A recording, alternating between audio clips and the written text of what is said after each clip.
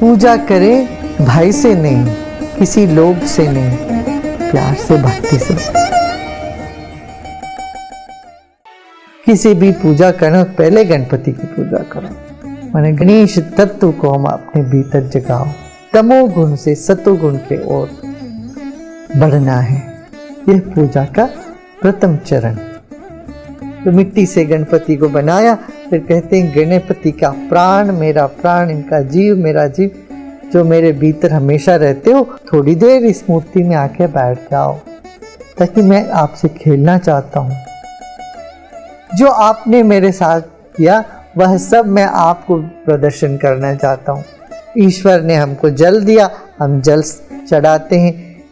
वह प्रभु ने हमको फल दिया तो हम फल चढ़ाते हैं। पुष्प दिया, पुष्प चढ़ाते हैं। सूरज और चांद से वो नित्य हमको आरती करते रहते हैं। वैसे हम भी एक कपूर जला के आपके चारों ओर घुमा के आरती करना चाहेंगे। इस तरह से एक भक्त अपने भीतर का जो भाव को प्रकट करने की पूजा का एक विधि है। पूजा करने के बाद कहते हैं हे भगवान, अब तुम वापस मेरे दिल में चले जाओ। जो कमल है जहाँ से तुम आए, जैसे गहनों को तिजोरी से निकाल के पहन लेते हैं त्योहारों में, फिर वापस निकाल के तिजोरी में रख देते हैं, इस तरह से एक अमूल्य ज्ञान, अमूल्य रत्न, अमूल्य तत्व हमारे भीतर चुकी है। उस चेतना को एक खेल के रूप में जीवन में आनंद का उत्सव मनाने का ये प्रक्रिया है गणेशोत्सव। साधना के दृष्टि से श्री गणेश जी मूलाधार चक्र के अधिपति है। गणेश जी का जो वर्णन आदि शंकराचार्य ने किया है, बहुत अद्भुत वर्णन है। हम कहते हैं अजं निर्विकल्पम निराकारमेकम, माने गणेश जी कभी पैदा नहीं हुए, वो अज है और निर्विकल्प है और निराकार है और एक ही सत्ता है। जो चैतन्य सत्ता एक ही है, जो सर्वव्यापी है, उसका अनुभूति जो मूलाधार चक्र जब खुलता है तब से अनुभूति शुरू होती है। तो उस चैतन्य शक्ति को यहाँ गणेश जी माना गया है। तो इस दृष्टिकोण से गणेश जी का रूप जो भी है बाहर दिखता है, हम हाथी का रूप से उनको मानते हैं। इसमें बहुत बड़ा रहस्य भी है। ज्ञान के, विद्या के अधिपति, और विद्या और ज्ञान खुलता ही तब है जब आदमी जागृत होता है अपने भीतर से। जब जड़ता रहती है तो ना वहाँ ज्ञान है, ना विद्या है, ना जीवन में कोई चैतन्य है, प्रगति है। तो चैतन्य को जगाना है, और चैतन्य के अधिदेव जो है वो श्री गणेश जी है। और गणेश जी को कोई पराया, कहीं दूसरे बाहर न समझ के अपने ही शक्ति के केंद्र माना गया। अपने भीतर गणेश जी को स्थापना कर दिया। जो 7 चक्र है उन्हीं में से सबसे प्रथम चक्र है मूलाधार चक्र, वहाँ पर उनको ध्यान करने की एक प्रक्रिया है, विधि है। तो ध्यानम निर्विषयम, मना ध्यान तो कोई विषय नहीं होता मन में, तो बाह्य विषय, स्थूल विषय नहीं होता, तब सूक्ष्म विषय का अवलंबन लेते हैं। तब ये जो एक निराकार रूप फिर भी एक साकार रूपी गणेश जी है, उनकी प्रार्थना आदिशंकर ने किया है।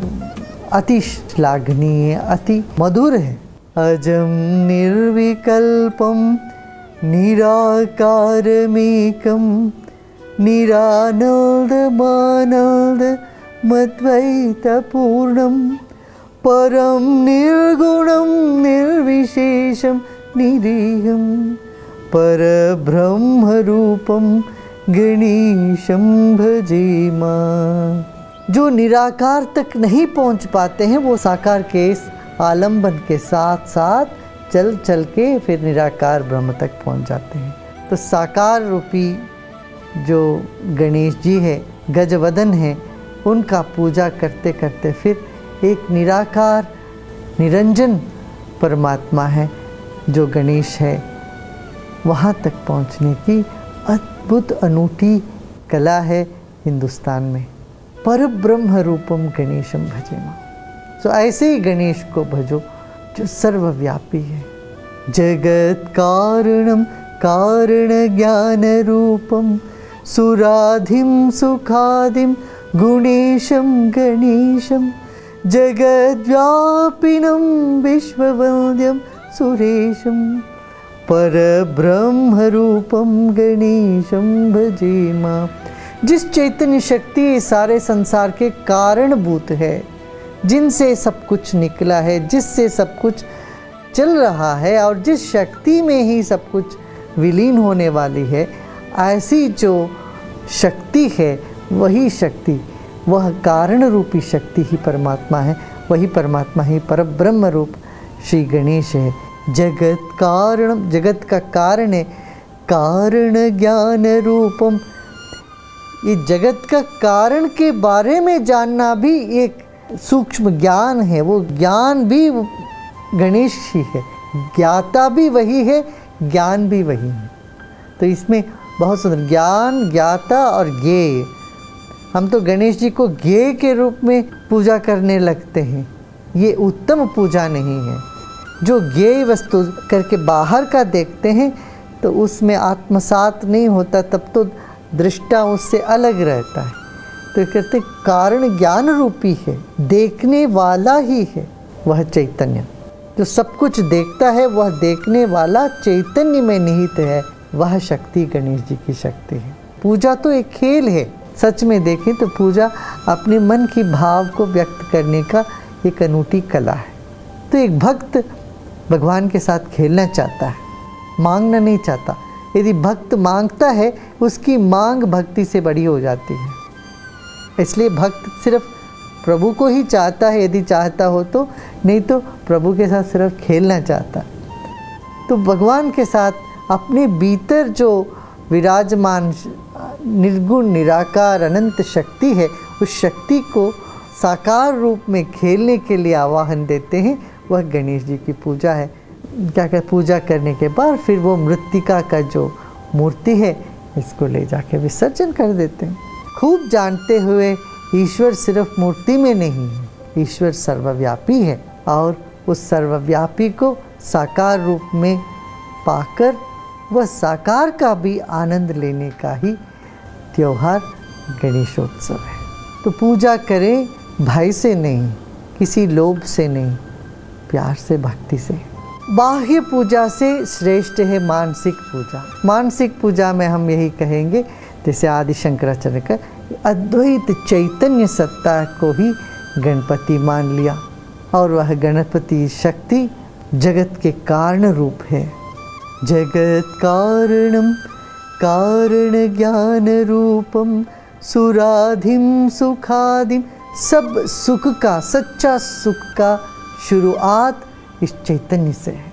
हमारे भीतर कण कण जब चैतन्य से भर जाता है, जो मस्ती आनंद जो भीतर से फूट के निकलती है, बाहर वाला दिखाने वाली जो प्रसन्नता नहीं, ऐसे बाहर से मुस्कुरा देते हैं, खुश हो जाते हैं, वो किसी काम का नहीं है, पर अंदरूनी प्रसन्नता सब सुख की शुरुआत है।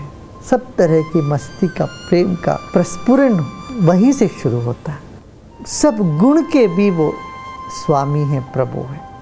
हमारी आत्म चैतन्य गुण के भी अधिपति है। अक्सर हम समझते हैं अच्छे गुण को हम अभ्यास के द्वारा लेके आए जीवन में, ये कभी नहीं संभव होगा। हमको ये मान के चलना पड़ेगा मेरे भीतर सब गुण हैं। अवगुण जो है वो बाहर का मैल, बाहर से आया है। तो साधना से क्या होता है, अवगुण दूर होता है, गुण तो पहले से है, वो प्रकाश में आ जाता है।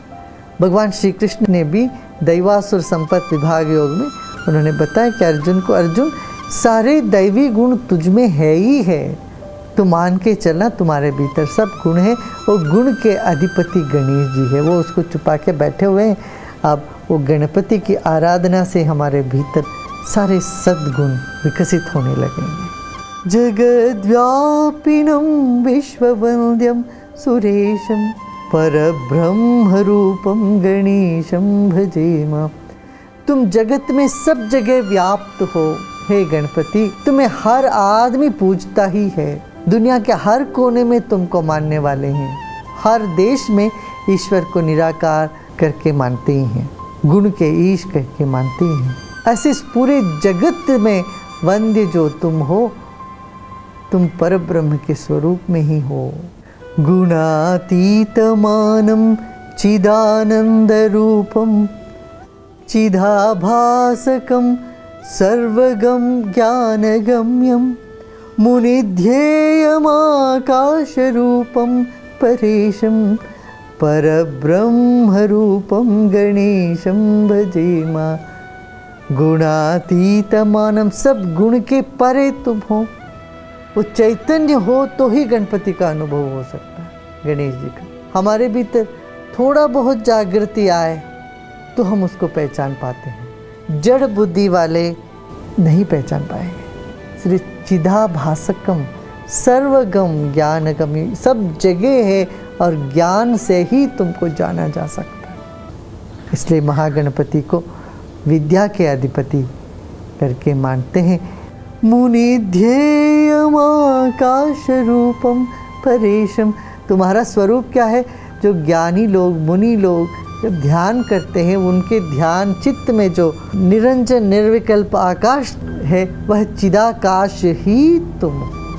तुम वस्तु नहीं हो, व्यक्ति नहीं हो, तुम चिन्मयता हो, चिदाकाश हो, आकाश ही हो। मुनिध्येयमाकाश रूपम, तुम्हारा रूप क्या है? मुनि का जो ध्येय है, जो ध्यान करते हैं मुनि, वह आकाश रूपी तुम हो, सर्वव्यापी तुम हो। उस परब्रह्म रूपी गणेश जी को मैं बार बार भजूंगा। इसलिए मूर्ति को सामने तो रखिए, बड़े प्यार से पूजा करें, फिर ध्यानस्थ होकर बैठ जाओ। आंखें बंद करके अपने भीतर उनको महसूस करना, अनुभव करना, ये पूजा का रहस्य है। ये गणेश चतुर्थी का जो त्यौहार है, उसका साद्गुण्य, इसका फल है, जिसमें हम अपने भीतर छिपी हुई चेतना में निहित गुणों को जागृत करते हैं।